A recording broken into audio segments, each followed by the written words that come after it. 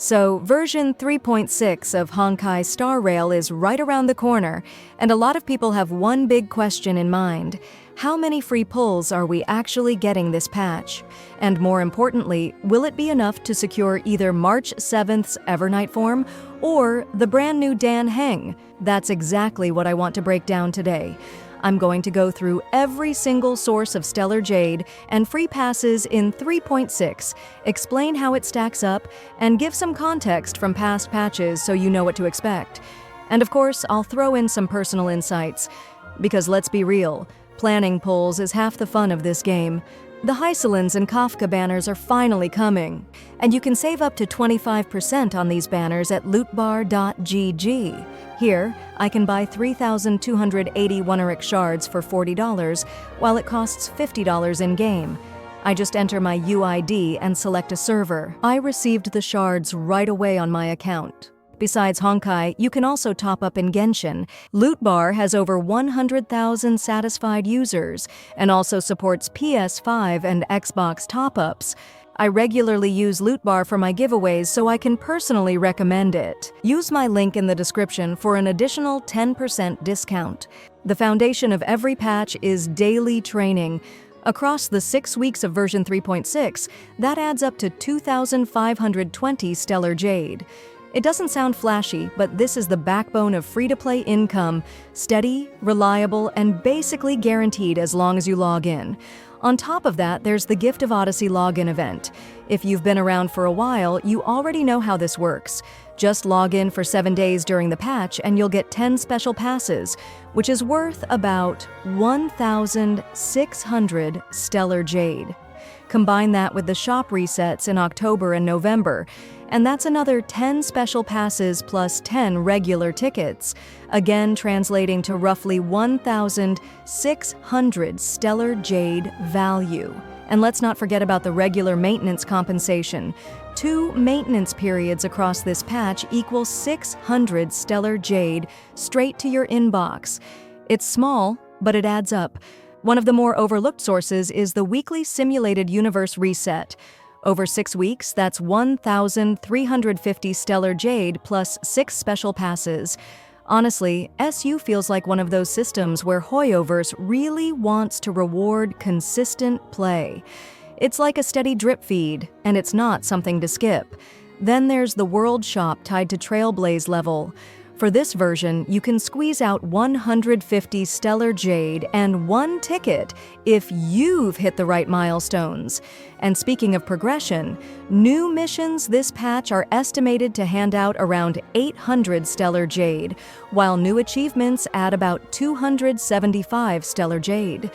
These aren't massive individually, but they always surprise you when you check your inventory after clearing a story chapter or a new boss. And of course, we can't forget about the special program Livestream. These streams are always a big deal, not just because we get a sneak peek at the next patch, but also because it's where Hoyoverse officially drops those juicy redemption codes.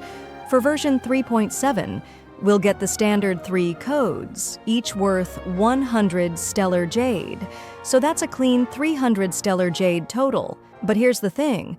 Those codes expire fast, usually within about 16 hours, which is why I always post them immediately when they go live. Seriously, if you don't want to miss out on those free jades, make sure you're subscribed and keeping an eye out, because once they're gone, they're gone. But what makes this particular live stream extra special is the big reveal. Dan Heng's new form will actually be free. Yeah, you heard that right. A completely new form for one of the game's most important characters, and you won't have to spend a single pull to get him. That's huge, not only because it gives every player access to a new kit and playstyle, but also because it changes how you might plan your pulls for this patch. If March 7th's Evernight form is eating up your Stellar Jade stash, at least you know you'll still walk away with something game-changing on the Dan Heng side without needing to gamble your resources. On top of that, we're also looking at least 100 Stellar Jade from extra codes that Hoyoverse sometimes drops out of nowhere. And don't forget about character showcases. With trial runs, that's 80 Stellar Jade free just for testing new units. Now the real fun comes with events. The big headline event, What a Lovely Weather, Let's Keep It, is handing out 1,500 Stellar Jade. Then there's the quirky Try Not to Laugh challenge worth 680 Stellar Jade, and Colorful Mayhem giving another 500 Stellar Jade. Smaller, but still meaningful, is As I've Written with 180 Stellar Jade. But the real heavy hitter here is the Endgame Content cycle. Memory of Chaos, Pure Fiction, and Apocalyptic Shadow combined.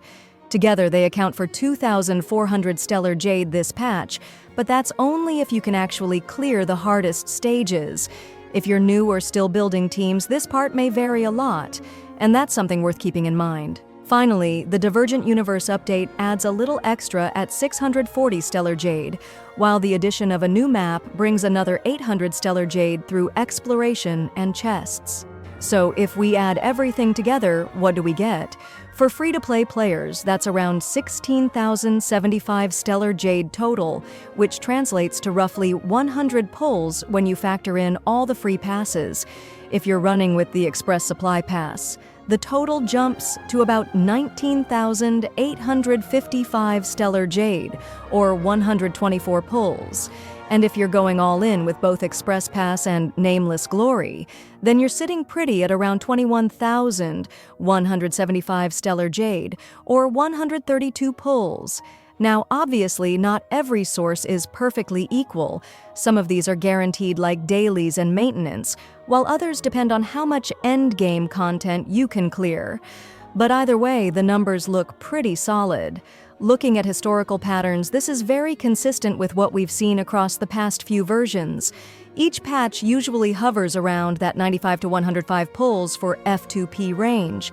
The main difference tends to come from how many events Hoyoverse packs into a patch, or whether there's a big new map expansion, which we do get in 3.6. Personally, I think it's really interesting how the devs time these income spikes with character releases. March 7th's Evernight form is a huge milestone.